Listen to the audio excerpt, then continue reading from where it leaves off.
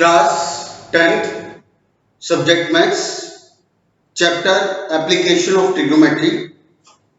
कुछ additional question जो NCERT में नहीं है। 3 क्वेश्चन ऐसे हैं एडिशनल जो एनसीईआरटी में नहीं है, हमें बाहर से करने पड़ते हैं और ये क्वेश्चन तीनों बोर्ड में आते रहे हैं और आगे भी आते रहेंगे। अच्छे क्वेश्चन है, डिफरेंट क्वेश्चन है और फिगर का फॉर्मेट भी अलग है।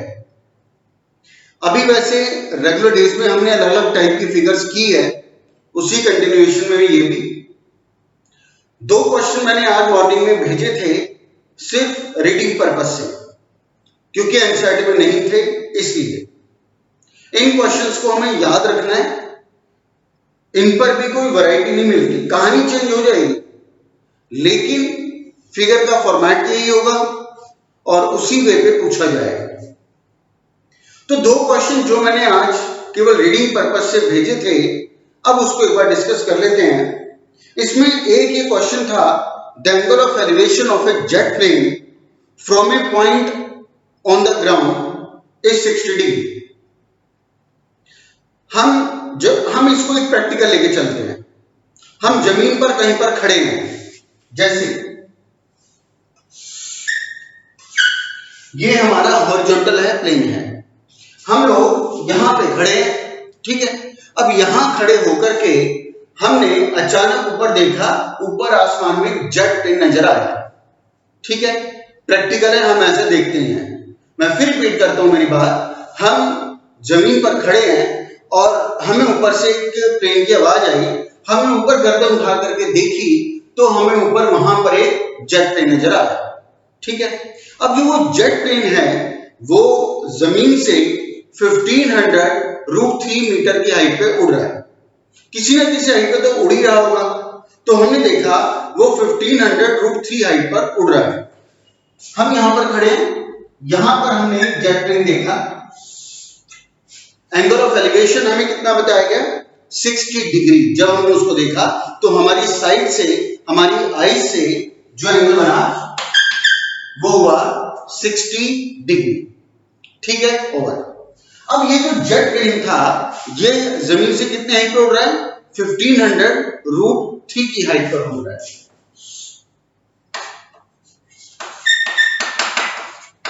चलो 1500√3 मीटर की हाइट पे उड़ रहा है। फिर ये कहता है after a flight of 15 seconds, after a flight of 15 seconds, practical बात है। हमने अभी ऊपर देखा, हमें जेट प्लेन नजर आया, हमने गर्दन नीचे कर ली। हो सकता है थोड़ी देर बाद हमने दोबारा देखा, जब दोबारा देखेंगे तो जेट प्लेन यहीं पे तो नजर नहीं आएगा, वो तो आगे चला गया होगा। प्रैक्टिकल बात है। कुछ सेकंड बाद भी अगर हम देखेंगे, 2 सेकंड बाद भी देखेंगे तो वो आगे ही गया हुआ नजर आया होगा। तो यहां पर अब हमने 15 सेकंड बाद जब दोबारा गर्दन ऊपर उठाई तो जेट प्लेन उड़ता उड़ता यहां आ गया। जेट प्लेन अब हमें यहां पर नजर आया और क्वेश्चन में हमें बताया गया jet plane is flying at a constant height of 1500√3 metre. Constant height पे उड़ रहा है, ऐसा नहीं है कि यहां जाके फिर ऊपर हो गया और फिर ऊपर हो गया, ऐसा नहीं हुआ, या ऐसे भी नहीं जा रहा, वो बिल्कुल ऐसे स्ट्रेट जा रहा है, बिल्कुल कांस्टेंट हाइट पे जा रहा है, ना जाके ऊपर हुआ और ना नीचे हुआ, कांस्टेंट हाइट पर गया। तो अब जब 15 सेकंड बाद हमने दोबारा देखा तो जेट प्लेन की पोजीशन हमें यहां पर नजर आई, और जब यहां पर नजर आई तो इस वक्त इस पोजीशन पे हमारा एंगल ऑफ एलिवेशन था 30 डिग्री। हमारा एंगल ऑफ एलिवेशन था 30 डिग्री। चलो ये इतना एंगल है 30 डिग्री ओवर, ये इतना था 60, इतना हो गया 30 डिग्री और कांस्टेंट हाइट पे उड़ रहा था, तो अभी भी वही हाइट है, यहां से आकर के जमीन तक की हाइट है 1500√3। अब उसने कहा find the speed of the jet plane, speed हमें बतानी है। अब स्पीड कैसे निकालते हैं, डिस्टेंस अपॉन टाइम। जहां तक टाइम की बात है, टाइम तो हमें क्वेश्चन में दिया हुआ है 15 सेकेंड्स, टाइम तो हमारे पास है। तो कमी किस चीज की, हमने कहा speed is equal to distance upon time. Time तो हमने कहा हमारे पास है 15 सेकेंड्स, डिस्टेंस की अभी कमी है। और डिस्टेंस किसका? मेरा मतलब हमारा ऑब्जर्वर का या प्लेन का? प्लेन का, क्योंकि जेट प्लेन की स्पीड निकालनी है। तो हमें जेट प्लेन का डिस्टेंस पता करना पड़ेगा। अब डिस्टेंस भी वो पता नहीं करना कि वो उसने जहां से टेक ऑफ किया होगा वहां से थोड़ी ना पता करना है। हमने जिस पोजीशन को पहले देखा और जिस पोजीशन पे बाद में देखा, उतने पॉइंट्स के बिटवीन का डिस्टेंस बताना है। भाई हमने तो 15 सेकंड्स के इंटरवल में देखा, पहले यहां देखा, 15 सेकंड बाद यहां आ गया, तो हमें तो यहां से यहां तक का डिस्टेंस पता करना है कि 15 सेकंड में उसने कितना डिस्टेंस कवर किया। तो जरा इसका नेमिंग करते हैं, ए बी सी डी और ई। तो जेट प्लेन ने 15 सेकंड्स में ए से ई तक का डिस्टेंस कवर किया, उसके बाद कहां कितना दूर गया, पीछे कहां से आ रहा है, हमें कोई मतलब नहीं है, हमें तो 15 सेकंड के रेस्पेक्ट में काम करना है।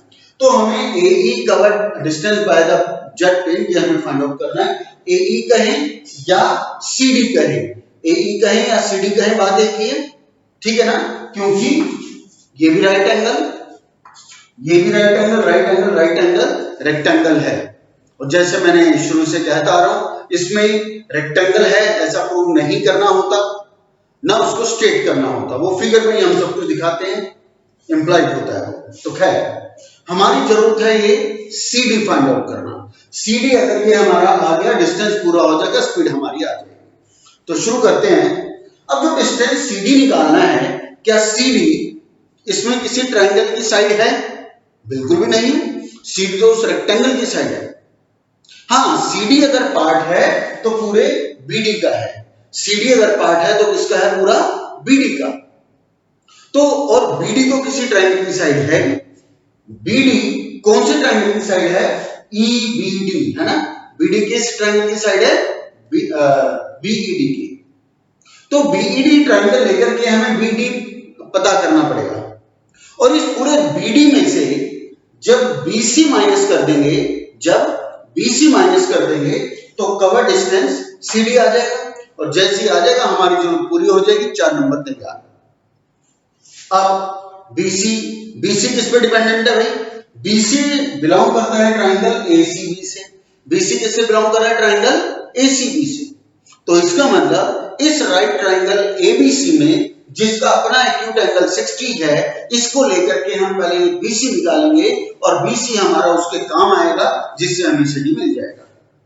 वैसे तो मुझे सॉल्व करने की अब जरूरत नहीं होनी चाहिए, क्योंकि अब तुम इतने इसमें ये कंफर्टेबल हो कि अपने आप से कर भी पाओ। फिर भी नई टाइप की फिगर है, पहली बार मैं इसको करवा रहा हूं, आगे तो तुम्हें मेरी हैबिट का, मेरी आदतों का पता लग गया होगा, दोबारा तो मैं बिल्कुल भी नहीं बताता, क्योंकि मेरी कोशिश रहती है कि हम लोग अपने एफर्ट्स लगाएं। अपने एफर्ट्स लगाएंगे तो लंबे टाइम तक याद भी रखेंगे। अपने एफर्ट्स बिना लगाए, ज्यादा एफर्ट्स बिना लगाए अगर हम किसी से पूछते हैं तो हमें कभी भी लंबे टाइम तक वो चीज रिटेन नहीं होती। थोड़े टाइम बाद उस पर पोछा लग जाएगा, फिर पूछोगे, फिर पोछा लग जाएगा, फिर पूछोगे, फिर पोछा लग जाएगा, तो पूरा जब तक पढ़ते रहोगे पोछा ही लगाते रहोगे। तो इसलिए हमें अपनी लेबर को बढ़ाना है। तो शुरू करते हैं। सबसे पहले बीसी निकालने के लिए राइट ट्रायंगल एसीबी में चलते हैं, और इसमें अब हम ये देखेंगे क्या हमें दिया गया है, क्या हमें फाइंड आउट करना है।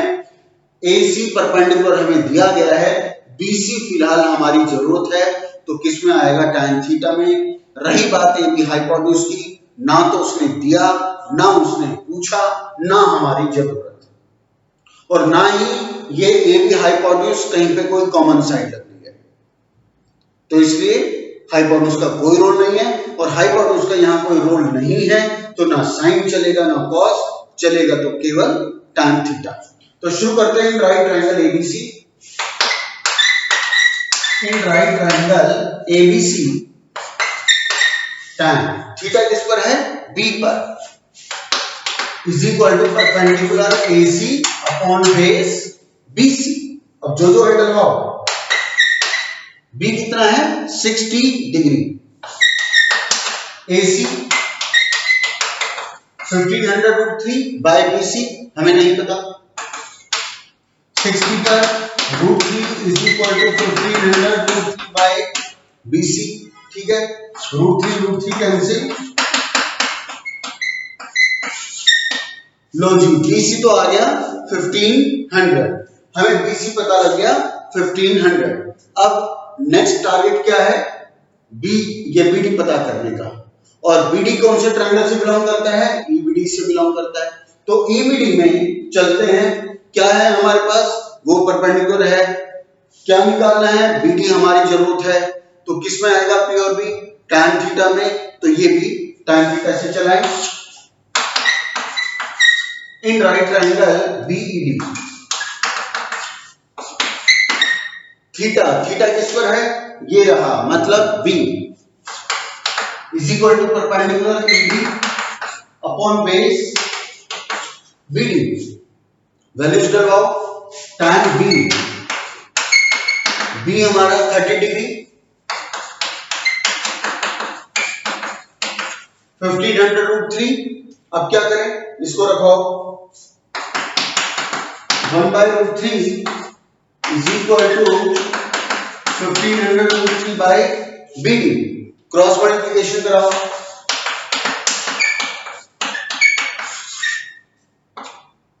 तो BD आ गया 500। चलो, नहीं सॉरी 4500। ये आ गया हमारा 4500। चलो, हमने शुरू में बात की थी कि भाई CD निकालना है तो BD फाइंड आउट करना पड़ेगा, हमने कर दिया। बात की थी BD में से BC माइनस करना पड़ेगा, तब CD आएगा, जो फाइनली हमारी जरूरत है। तो BC चाहिए था, BC भी फाइंड आउट कर दिया, तो अब CD निकाल लेते हैं। Now CD equal BD minus BC। 1500 minus 1500 कितना आ गया? 3000 मीटर। 3000 मीटर। तो जेट प्लेन ने 15 सेकंड में कितना डिस्टेंस कवर किया? उसने C से D तक 3000 मीटर डिस्टेंस कवर किया। CD का मतलब AE, वही बात है। तो AE कवर डिस्टेंस कितना आ गया? 3000। अब स्पीड निकाल लेते हैं। Speed is equal to distance upon time. Distance की जगह 3000 अपॉन टाइम की जगह 15 सेकंड, तो काट के आ गया 200 मीटर पर सेकंड। 200 मीटर पर सेकंड।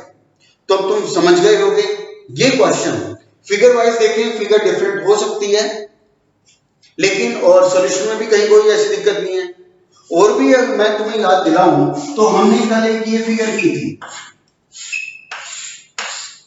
ना, ये वाली फिगर। तो देखा जाए ये फिगर सेम तो है। इसमें इस फिगर को हमने स्टैंडिंग में बनाया था, इसको हॉरिजॉन्टल में लेटे हुए में बनाया। फिगर का फॉर्मेशन वही है। ये यहाँ पे स्टैंडिंग में थी, वो वहां पे लेटी हुई फिगर है। बस पूछने की चीज अलग थी कि स्पीड निकालो। चला बिल्कुल वैसे ही है जैसे हमने उसको किया था। तो नेक्स्ट क्वेश्चन, आगे चलते हैं।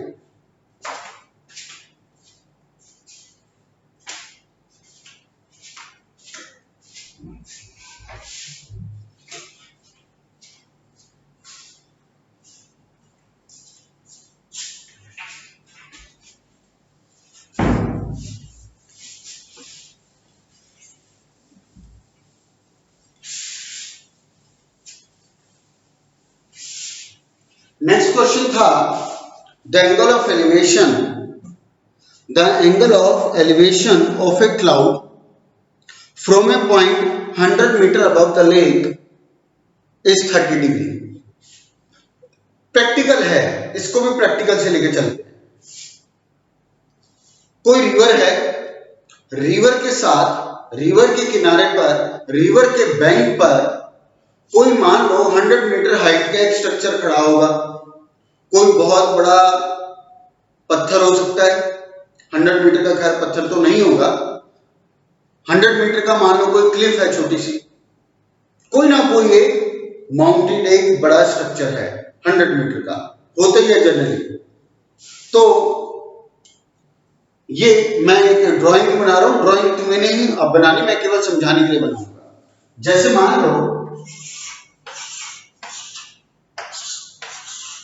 ये पानी है, ये सारा पानी है। अब पानी के साथ पानी के सरफेस पर कोई 100 मीटर ऊंचा स्ट्रक्चर है, कोई ये 100 मीटर ऊंचा स्ट्रक्चर है। यहां पर तुम इसके खड़े हो, यहां पर तुम लोग खड़े हो। चलो अब यहां खड़े होकर के, या ये कहें कि पानी के साथ कोई 100 मीटर की बिल्डिंग ही समझ लो, उस बिल्डिंग के ऊपर आप लोग खड़े हो।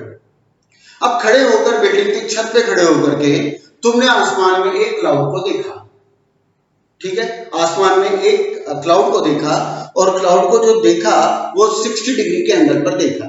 तो देखते हैं, सॉरी 30 डिग्री के एंगल पर देखा। यहां पे क्लाउड था, अब हॉरिजॉन्टल लाइन तो मेरे को बनानी पड़ेगी क्योंकि एक्यूट एंगल डालना है। यह एंगल था 30 डिग्री। यहां पर 100 मीटर ऊंची छत पर आप लोग किसी स्ट्रक्चर पे खड़े हो और यहां से आसमान में एक क्लाउड को देखा। जब देखा तो वो 30 डिग्री के एलिवेशन पर देखा। एक बात प्रैक्टिकल है। चलो अब दूसरी प्रैक्टिकल की बात, आपने पहले आसमान में उस क्लाउड को देखा, फिर गर्दन नीचे की, तो पानी में अगर पानी बिल्कुल स्टिल होगा, बिल्कुल शांत होगा, तो हमें पानी में उस क्लाउड का रिफ्लेक्शन नजर आएगा। आता है नजर? पानी के साथ साथ अगर मान लो सिल्वर के साथ और भी चीजें, अगर मान लो पेड़ भी खड़ा है तो पेड़ का भी रिफ्लेक्शन आपको अंदर नजर आएगा। कोई और बिल्डिंग खड़ी है तो बिल्डिंग की रिफ्लेक्शन भी अंदर आपको नजर आएगी। हम अगर खड़े हैं तो हम भी अपने आप को उसके अंदर अपना रिफ्लेक्शन देखेंगे। प्रैक्टिकल बात है। ऊपर कोई बर्ड है तो बर्ड का भी रिफ्लेक्शन पानी में नजर आएगा।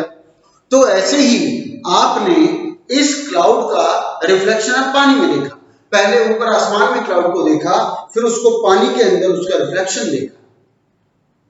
फिजिक्स कहती है, साइंस कहती है कि रिफ्लेक्शन कभी पानी के अंदर बॉटम में नहीं होता, वो उसके सरफेस पे ही होता है। ठीक है, ये तुम मुझसे ज्यादा समझते हो। साइंस कहती है कि कोई भी रिफ्लेक्शन उसके बॉटम में नहीं होता, पानी के अंदर जाके नहीं होता, वो उसके सरफेस पे ही होता है। लेकिन इस क्वेश्चन में ये फैक्ट नहीं लेके चलते। इस क्वेश्चन में हम ये फैक्ट नहीं लेकर के चलेंगे। इसमें जैसा हम उस वक्त महसूस करते हैं, अब जो ये मैं बात बोलूंगा बड़ी इंपॉर्टेंट है समझने के लिए इस क्वेश्चन को, कि इसमें हम जो ये हाइट एंड डिस्टेंस हमारा चैप्टर है, इसमें एक्चुअल फैक्ट्स क्या होते हैं, साइंस के फैक्ट क्या होते हैं, उस पर नहीं जाते हैं। इस चैप्टर के अंदर हम जैसा महसूस करते हैं उस बेस पर हमें यहां चलना होता है। हम उस वक्त ऐसा महसूस करते हैं कि पानी के अंदर उसके बॉटम में नजर आ रहा है रिफ्लेक्शन। रात का टाइम हो, एक बाउल है आपके पास, बाउल इतना सा ऊंचा होता है, बस ये भी मैं ज्यादा बता रहा हूं, इतना ही ऊंचा मान लो, चलो इतना गहरा बाउल होता है।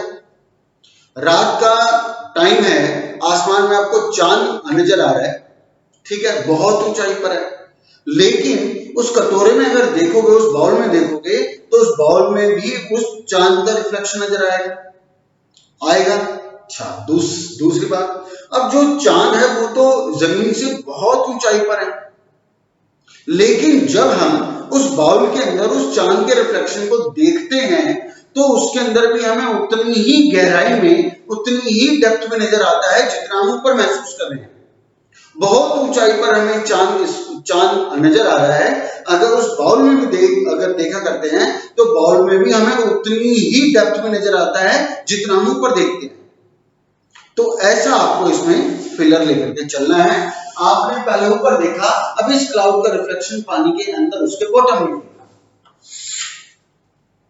यहां इसका हमने इसके बॉटम में उसके रिफ्लेक्शन को देखा। कहां से देखा?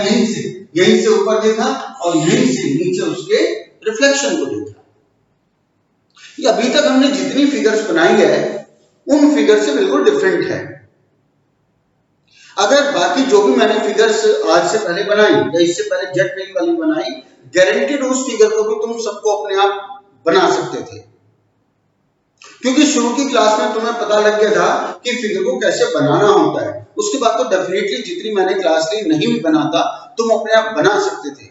हाँ, सॉल्यूशन को लेके कहीं ना कहीं थोड़ा सा वेरी हो भी सकता था, अदरवाइज फिगर बनाने में दिक्कत नहीं आती। लेकिन इस क्वेश्चन की फिगर एज यूजुअल नहीं बनती, ये तुम देख ही रहे हो। मुझे आज तक 24 सालों के अंदर कोई भी एक ऐसा स्टूडेंट नहीं मिला जिसने अपने आप से ये फिगर बना ली हो। एक आध कभी शायद कोई एक दो स्टूडेंट मिले हो तो बात अलग है, अदरवाइज कोई ऐसा नहीं हुआ कि बहुत बच्चों ने बनाई हो, बहुत रेयर चांस। तो जितना भी हाइट एंड डिस्टेंस में क्वेश्चन करते हैं, मोस्ट इंपॉर्टेंट की प्रायोरिटी में सबसे नंबर पहले पर ये आता है, सेकंड नंबर पे जेट प्लेन का आता है जो भी इससे पहले किया। तो खैर ये उसका हमने यहाँ पर रिफ्लेक्शन देखा। हमने कहां से देखा था जी? यहां से देखा था। तो कितने एंगल पर देखा? इसको हमने देखा था 60 डिग्री पर। यहीं से देखा तो लाइन ऑफ साइट यहीं पर जाएगी, हम यहां पर खड़े हैं तो यहां पे एंगल कितना हो गया? 60 डिग्री। चलो जी, फिगर तो पूरी हो गई। अब इसने कहा find the height of the cloud from the surface of water. Surface of water कौन सा है जी? ये वाला है। ये मैंने पानी जो तुम्हें सिर्फ समझाने के लिए बनाया था, तुम्हें फिगर में पानी दिखाने की जरूरत नहीं है। ये हमारा सरफेस ऑफ वाटर है, हमें यहां से यहां तक की हाइट पता करनी है। सरफेस ऑफ वाटर से क्लाउड के यहां तक की हाइट। ठीक है, नेमिंग शुरू करते हैं। A B C D E F, right angle right angle. अब हम देखते हैं ये इतना 100 है तो ये इतना भी 100 तो होगा ही। यहां तक का तो काम हमारा तैयार हो गया। अब हमें बताना था क्लाउड सरफेस से कितना ऊपर है, मतलब एफ डी फाइंड आउट करना है। और एफ डी कब आएगा? अब एफ डी में मैंने देखा भाई ईडी तो मेरे पास है, ईएफ की कमी पड़ रही है। ईएफ अगर और आ गया तो मेरा यहां से यहां तक की हाइट पूरी होगी जो मुझसे मांगी गई है। तो एक तो फिगर को बनाने का कंसेप्ट क्या था रिफ्लेक्शन का, उसको समझने की बात थी, जिसके ऊपर मैं जितना सिंपलीफाइड वे में जितना बोल सकता था उतना मैंने बोला। अब दूसरी याद करने की एक और बात है, समझने की एक और बात है, उससे भी पहले, क्योंकि ईएफ हमारा बचा हुआ पार्ट है, इसी के पीछे पड़ना है, बाकी सारी तैयारी हो चुकी है। और ईएफ निकालने के लिए ट्रायंगल एईएफ के अंदर जाना पड़ेगा, और एईएफ के अंदर जाने के लिए हमें यहां पर या तो एएफ हाइपोटेन्यूज दो। अब हम तो ये कहते हैं भैया या तो वो साइड होनी चाहिए या किसी और ट्रायंगल के लिए कॉमन भी होनी चाहिए। अब जहां तक एएफ की बात है, वो अपने इस ट्रायंगल के अलावा किसी और ट्रायंगल की साइड नहीं है। एएफ वो गिवन तो है ही नहीं, इसके अलावा किसी और ट्रायंगल की वो पार्ट भी नहीं है। तो एएफ ना तो है ना अरेंज हो सकती, उसको तो भूल जाओ। तो बचा क्या? हमें ए ही फाइंड आउट करना पड़ेगा जो कि बेस है, और परपेंडिकुलर हमें निकालना है। तो किस में जाएगा? वही वापस tan थीटा में जाएगा। अब इसमें आने के लिए ये राइट ट्रायंगल बनता है आपका, यही है ना राइट एंगल ट्रायंगल। अब इस राइट ट्रायंगल में बेस एई तो चलो ऊपर वाले के लिए जरूरत है, ये ईसी का हमें काम करना पड़ेगा। अब ईसी के अंदर भी दो पार्ट्स आ रहे हैं, ई से सी तक में भी दो पार्ट आ रहे हैं, एक ईडी और एक डीसी, एक ईडी और एक डीसी। अब एक बात और करें, हमें खाली ईएफ निकालना है ना, यही हमारी जरूरत है। मैं ईएफ को एक्स मान लेता हूं, ईएफ को मैंने ले लिया एक्स, ठीक है।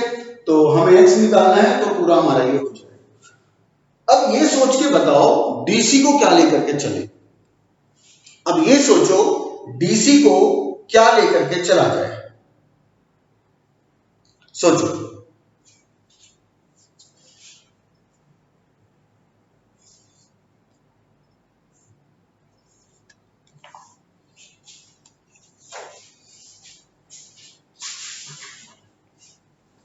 तो अब मुझसे सुनो, एक तो मैंने कहा था कि फिगर कैसे बननी है, इसको बहुत ज्यादा समझने की और फिर याद करने की जरूरत है। दूसरा इसके इंपॉर्टेंट होने का स्टेप आता है कि इसमें डीसी को डिसाइड क्या करना है। जो डीसी का डिसीजन है वो दूसरा इसका बहुत ज्यादा समझने की और बहुत ज्यादा याद करने की जरूरत है। इसको फिर मैं एक प्रैक्टिकल एग्जांपल से समझाता हूं। तुम पानी के साथ खड़े हो, तुम्हारी हाइट 5 फीट है, मान लो तुम्हारी हाइट 5 फीट है और तुम्हारे सर के ऊपर एक 2 फीट का मटका रखा हुआ है, एक पॉट रखा हुआ है। तुम्हारी हाइट 5 फीट है, पानी में देखोगे तो तुम अपने आप को 5 फीट लंबा अंदर पानी में रिफ्लेक्शन देखोगे। अब तुम्हारे सर के ऊपर 2 फीट का अगर कोई पॉट, कोई मटका रखा हुआ है तो पानी के अंदर क्या रिफ्लेक्शन में नजर आएगा? तुम और ऊपर रखा हुआ मटका, दोनों चीजें नजर आएगी। 5 फीट के तुम हो गए, 2 फीट का वो मटका हो गया, तो 7 फीट के तुम अंदर उसके नजर आओगे। यही होता है, ठीक है। ऐसे ही आपने मान लो कोई 25 फीट का, 25 फीट का कोई पेड़ पानी के साथ खड़ा हुआ देखा, रिफ्लेक्शन देखोगे पानी में भी वो उतना गहरा 25 फीट का नजर आएगा। ऐसा हम देखते हैं। अब ऐसे ही आपने जब क्लाउड को देखा, जैसे मैंने चांद वाली बात की, बाउल है, रात का टाइम है, आपने बहुत ऊपर चांद को देखा, बाउल में तो क्योंकि है तो इतना सा गहरा, इतनी डेप्थ का है, लेकिन पानी के अंदर उतना ही डेप्थ नजर आ रही है जितना आप ऊपर महसूस कर रहे हो। तो वही चीज अब यहां पर भी है, जितना क्लाउड को हाइट पर हम ऊपर देख रहे हैं, महसूस कर रहे हैं, देख रहे हैं, उतना ही हम पानी के अंदर भी महसूस करते हैं, उतना ही हम पानी के अंदर भी महसूस करते हैं। तो पानी के ऊपर हम क्लाउड को कितना ऊपर महसूस कर रहे हैं, हम कितना ऊपर क्लाउड को महसूस कर रहे हैं, तो पानी के अंदर भी इतना ही गहरा महसूस होता है। जितना ऊपर आप ऐसे क्लाउड को महसूस कर रहे हो, यहां से यहां तक क्लाउड को आप देखते हो, तो पानी के अंदर भी उतनी ही डेप्थ में नजर आता है। बेशक वो रिवर उतनी गहरी ना हो, बेशक वो बाउल उतना गहरा ना हो, लेकिन उतना ही डेप्थ में आप अंदर भी महसूस करते हो। तो ऊपर कितना आप देखते हो, डी से एफ तक देखते हो, 100 से एक्स तक देखते हो, 100 प्लस एक्स देखा करते हो। तो पानी के अंदर भी, पानी के सरफेस से अंदर भी उतना ही महसूस करोगे, क्या? 100 प्लस एक्स। ये इसमें समझने की और उससे ज्यादा याद करने की बात है। जितना पानी के ऊपर मतलब 100 प्लस एक्स, उतना ही हम अंदर भी महसूस करते हैं पानी के। तो अंदर भी कितना होगा ये 100 प्लस एक्स। तो डीसी, तो ये डीसी हुआ 100, तो ई से सी तक क्या हो गया 100 प्लस एक्स। ये दो चीजें इंपॉर्टेंट है, एक फिगर बनाने का तरीका कि रिफ्लेक्शन पानी के अंदर तक जाना है, यहां पानी के सरफेस के ऊपर तक नहीं होगा, और दूसरा डीसी अंदर कितना लेंगे, जितना ऊपर होगा उतना हम अंदर महसूस करेंगे। मैं जानबूझकर एक ही बात को बार बार रिपीट कर रहा हूं, पर्पस यही है कि तुम इसकी इंपॉर्टेंस समझो और इसको याद रखो। तो अब सॉल्यूशन में कोई खास बात नहीं, हम सॉल्यूशन लेके चलते हैं। सबसे पहले ये वाला ट्रायंगल ले लेते हैं, उसमें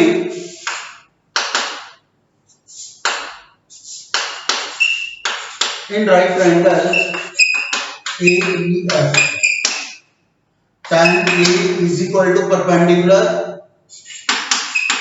FE upon AE। A पर कितना है 30 degree, x upon AE 1/3 x upon AE। तो AE equal x root 3, AE आ गया x रूट 3। नेक्स्ट, अब ये लंबे वाला triangle, in right triangle AEC tan A पर है is equal to perpendicular E से C तक अपॉन बेस AE, वो परपेंडिकुलर E से C तक बेस AE। वैल्यूज डलवाओ, A पर कितना है 60, EC कितना है अभी कुछ नहीं करना, AE कितना है अभी कुछ नहीं करना, क्योंकि मैं शुरू से बताता रहा हूं क्रॉस मल्टीप्लिकेशन के बाद जो भी स्प्लिट करना हो, जो भी रिप्लेस सब्स्टिट्यूट करना हो, सब क्रॉस के बाद। tan 60 root 3 is equal to EC upon AE। AE equal EC root 3।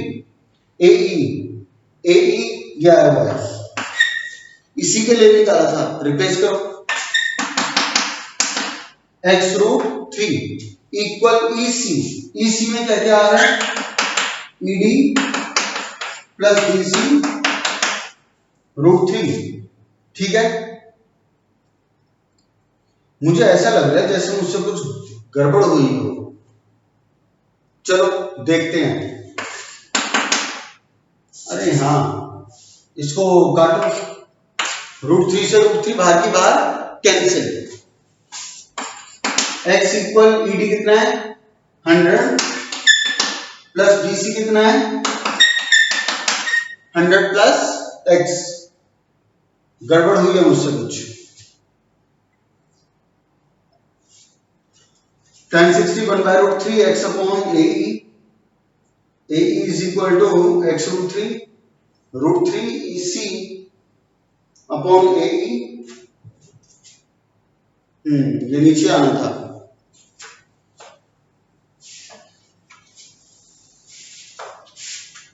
चलो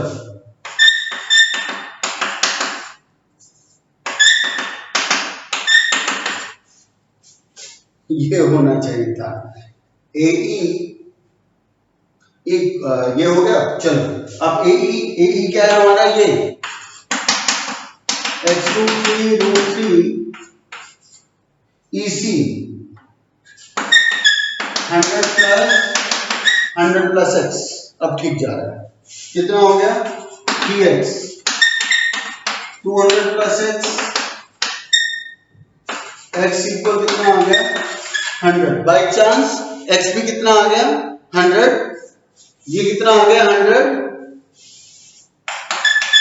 हमसे पूछा गया था क्लाउड पानी के सरफेस से कितना ऊपर है, तो 100 कितना आ गया 200, तो क्लाउड पानी के सरफेस से 200 मीटर की हाइट पर है।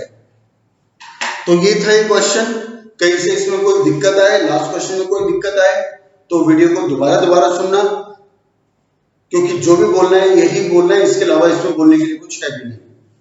ये दोनों क्वेश्चन आप लोग करके भेजोगे, इनको रिटेन करने की जरूरत है दोनों क्वेश्चंस को। इससे पहले जितनी फिगर हुई उनमें रिटेन करने वाला ऐसा कुछ नहीं था, वो रूटीन में आने वाले क्वेश्चन हैं, ये रूटीन के क्वेश्चन नहीं है, इनको हमें याद करना पड़ेगा, रिटेन करना पड़ेगा। आज रात तक आप इसे करके भेजोगे, कल हमारी एप्लीकेशन ट्रिगो पर लास्ट क्लास कंडक्ट होगी। आज की सभा यही समाप्त, धन्यवाद।